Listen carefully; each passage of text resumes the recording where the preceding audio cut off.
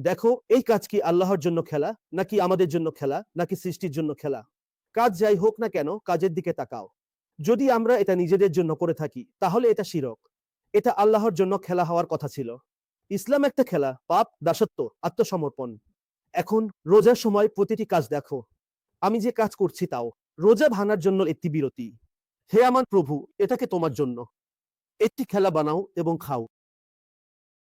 যে কাজটি করা প্রয়োজন তা কিভাবে করব? একজন স্রষ্টা হয়ে আমাকে বিশ্বাসী হতে হবে। প্রতিটি কাজে আমাকে দেখতে হবে যে আল্লাহ আমার সাথে আছেন। আর যখন আমি এই কাজটি করছি, তারা আমার পিছনে আছেন। তারা আমার পিছনে নেই। আল্লাহ আমার সাথে আছেন। না, আমাকে পিছনে ফেলে দিন। আমার সাথে কি আছে তা দেখুন। আল্লাহ আমার সাথে আছেন। না, এখন আমার বিশ্বাস আছে। হ্যাঁ, আল্লাহ আমার সাথে আছেন। আমি আমার প্রভুর জন্য এই কাজটি করেছি। এবং যখন আমি এই কাজটি করছি, তখন আমাকে বিশ্বাস করতে হবে যে আল্লাহ আমার সাথে আছেন, যিনি সমগ্র বিশ্বজগতের প্রভু, এবং তিনি আমার প্রভু।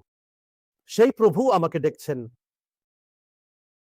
যদি সে আমাকে দেখছে, তাহলে আমার আত্মসমর্পণে কোনো পার্থক্য নেই। আমার বিশ্বাসে যে আল্লাহ আমার সঙ্গীদের থেকে আলাদা নন, কারণ আমার প্রভু আমাকে দেখছেন। যদি এমন একজন প্রভু আমাকে দেখছেন, তাহলে তিনিও দেখছেন। দেখুন, অন্যদের দেখা অন্য জিনিস, প্রভুর দেখা অন্য জিনিস। যখন প্রভু দেখছেন, তিনি সাহায্য করেছেন। কেবল কালো দেখা সম্ভব। আমরা যারা কাউকে দেখছি এবং সাহায্য করছি, আমরা কি দেখছি? আমরা দেখছি, কিন্তু আমরা কিছুই করছি না। দেখুন, আমরা দেখা করি, এখন কিছুই করছি না, কিন্তু আমাদের রব এমন যে দেখার মাধ্যমে আল্লাহ তাআলা সাহায্য করেন। এখানে সামনে দেখছেন, কিন্তু কিছুই করছেন না।